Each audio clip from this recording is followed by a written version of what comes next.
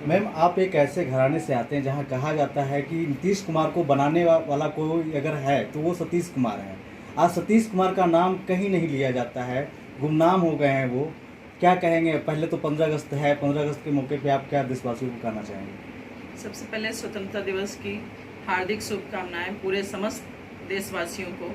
मुझे गर्व है कि मैं इस देश में पैदा हुई।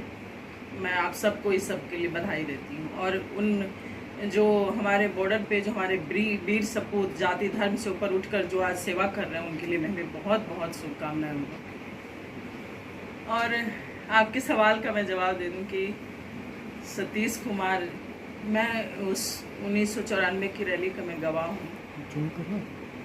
उन्होंने जो किया, एक्चुअली मैं उनका बचपन से देखती आ रही हूँ। बहुत कर्मठ नेता, ज़मीनी नेता जो बिल्कुल ज़मीन से उठे हुए।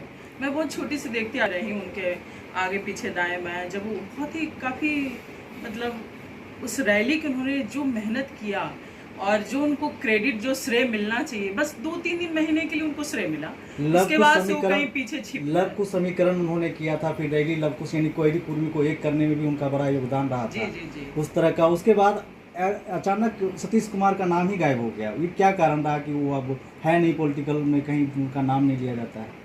नहीं, नाम लिया जाता है, ऐसी बात नहीं है। अभी भी नाम लेते हैं लोग। अभी भी फरवरी जब आया तो देखिए काफ़ी 1994 की काफ़ी जिक्र हुई उस रैली की, क्योंकि उस रैली के कारण ही शायद आज हमारे जो नीतीश कुमार माननीय मुख्यमंत्री जी हैं, कुछ तो क्रेडिट जरूर है पापा का कि उनके वजह से वो आज इस पद पर काबिज हैं और ख़ास के एक जाति विशेष के वो नेता बने। ऐसे तो वो थे, बड़े लीडर थे, इसमें कोई डाउट नहीं है, लेकिन इनका बहुत बड़ा श्रेय है। और मुझे लगता है कि इन जैसे नेता को इतना पीछे नहीं ढकेलना चाहिए था। कुछ इनका राजनीतिक संबंध थोड़ा खराब था, हालांकि पर्सनल इनके रिलेशंस काफ़ी अच्छे थे, मैंने देखा है बचपन से ही। क्या अभी नीतीश कुमार मिलने के लिए सतीश कुमार जी से जाते हैं? कभी ऐसा हुआ है? नहीं, कभी जाते नहीं, उन्होंने कभी अप्रोच नहीं किया। उनको शायद लगता है कि अभी इनकी ऐसी कोई ज़रूरत नहीं है उनको, इसलिए कभी जाते नहीं। अगर वो बुलाएंगे तो वो ज़रूर जाएंगे। आपको क्या लगता है जातिगत राजनीति क्या बिहार के परिप्रेक्ष्य में सही है? नहीं, सही नहीं है, बट मुझे लगता है कि बिहार से ये जातिगत राजनीति जो है अगले 50 साल तक नहीं जाने वाली है। क्योंकि मुझे लगता है ऐसा है कि राजनेता लोग ही नहीं चाहती कि जाति चला जाए, जाति समाज ये सब अगर जातिगत ही रहेगा तो फिर ये बिहार इसीलिए तो आगे नहीं बढ़ पाते हैं ना हम लोग, क्योंकि ये जातिगत ही रह जाता है कि हमेशा अब ये है कुर्मी है तो स्पेशली कुर्मी का लीडर है, अगर कोयरी है तो कोयरी का स्पेशल लीडर है।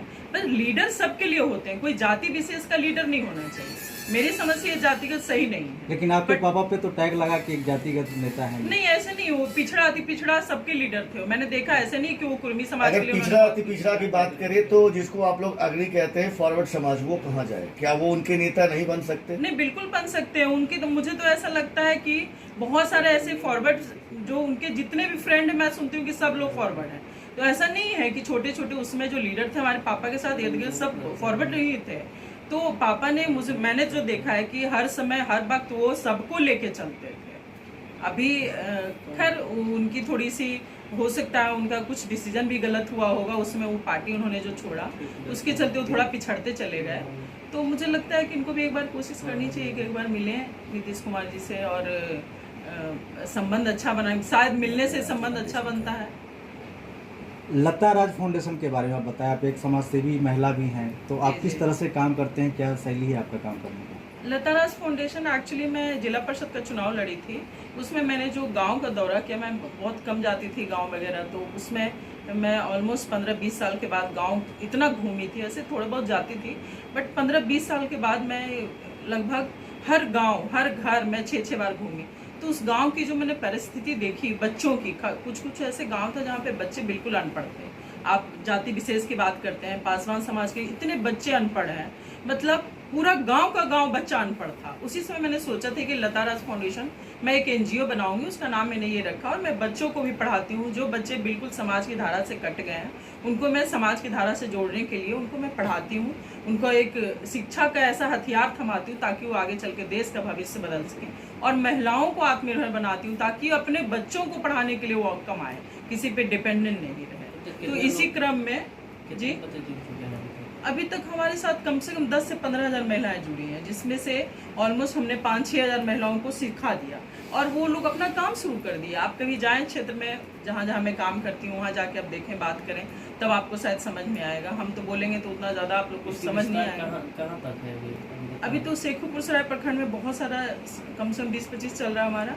फिर नालंदा में हमने अस्थामा विधानसभा में कम से कम 20 से 25 इंस्टीट्यूट चलाना है, और बच्चों की भी कोचिंग सेंटर भी है, महिलाओं के लिए भी है, और अभी फिलहाल में युवाओं के लिए भी मैंने एक काम किया है कि रोड सुरक्षा प्राधिकरण के तहत हमने फ्री में हेलमेट वितरण किया है, ताकि जो बाइक एक्सीडेंट वगैरह होता है तो हेड इंजरी हो जाती है, तो डेथ हो जाती है, तो इसके लिए मैंने युवाओं को जागरूक किया थोड़ा कि मैं वो बांट रही हूँ, उसको रखना नहीं है, पहनना है। तो अभी इस क्रम में हम लोगों ने अभी कम से कम 50,000 हेलमेट का वितरण करना है। अभी तक हमने कम से कम 700-800 हेलमेट युवाओं को दिया है। और भी बहुत सारे कंप्यूटर की शिक्षा, ये आपके गवर्नमेंट की तरफ से भी एक योजना है कि कंप्यूटर सिखाते हैं बच्चों को, सर्टिफिकेट वगैरह देते हैं, लेकिन कुछ चीज़ें ऐसी है ना कि वो सिर्फ कहानियाँ बन के रह जाती हैं, वो पूरी तरह से धरातल पर उतरती नहीं। तो मैं हम लोग के साथ पास ऐसा भी एक प्लान है कि निःशुल्क हम लोग कोचिंग कंप्यूटर सेंटर भी लगाएंगे, वहाँ पे बच्चे सीखेंगे, लड़के लड़कियाँ, उसके बाद उनको ऑपरेटर वगैरह का जॉब अच्छे खासे मिल सकते हैं। बीते कुछ दिन पहले मैम आपकी संस्था शेखपुरा में एक निःशुल्क कोचिंग संस्था खोलती है, क्या कुछ हुआ था जिसकी वजह से वहाँ पे एक कोचिंग संस्था खोली गई? हाँ, एक्चुअली 10 साल का एक बच्चा है जिसने 3 बच्चियों को बचाया। तो मुझे लगता है कि इतना बड़ा काम करने के लिए बहुत हिम्मत चाहिए, बहुत बहादुरी चाहिए, जिसने उस बच्चे ने ये दिखाया। तो मुझे लगा कि मुझे तो नहीं लगता, मैं आप लोग के चैनल के माध्यम से माननीय मुख्यमंत्री जी से भी आग्रह करती हूँ कि उस बच्चे के लिए एक अच्छा भविष्य और एक अच्छा शिक्षा की व्यवस्था करें। मैंने तो किया है कि उसका थोड़ा सा बेस स्ट्रांग हो जाए, कम से कम मजबूत हो जाए उसकी जड़ें, इसलिए मैंने एक निःशुल्क कोचिंग सेंटर उसके नाम से खोला है, सौरभ कुमार के नाम से। किशनपुर गाँव है, हमारे ही पंचायत है। तो वो उस बच्चे के साथ साथ उस गांव के सारे बच्चे उसमें निःशुल्क सेवा ले सकते हैं, पढ़ाई कर सकते हैं, ताकि आगे चल के इस देश का भविष्य बने। आपकी जो ये संस्था है लता राज फाउंडेशन, वो क्या सिर्फ नालंदा जिला में ही काम करेगी या बिहार के और जिलों में बढ़ेगी? नहीं, मैं पूरे बिहार में ये काम करना चाहती हूँ, बट हमारे पास संसाधन की कमी है। पूरे बिहार से लोग मुझे अप्रोच करती हैं, खास के महिलाएं या लड़कियाँ, आपके पूर्णिया, सिवान, अभी सुबह सुबह मुझे सिवान से कॉल आया, मोकामा, हर जगह से मुझे लोग कॉल करते हैं, आरा से, कि मैम हमारे यहाँ भी ये सेंटर खोलिए, लेकिन हमारे पास संसाधन की कमी है, मैं इतना ज़्यादा अभी पैर नहीं पसार सकती। तो फिलहाल इसमें शेखपुरा, नालंदा और बिहार शरीफ वगैरह में कर रही हूँ, और अगर मुझे सरकार कुछ मदद करती है तो मैं पूरे बिहार में ये काम करना चाहूँगी। भविष्य में क्या राजनीति में जाने की कोई योजना?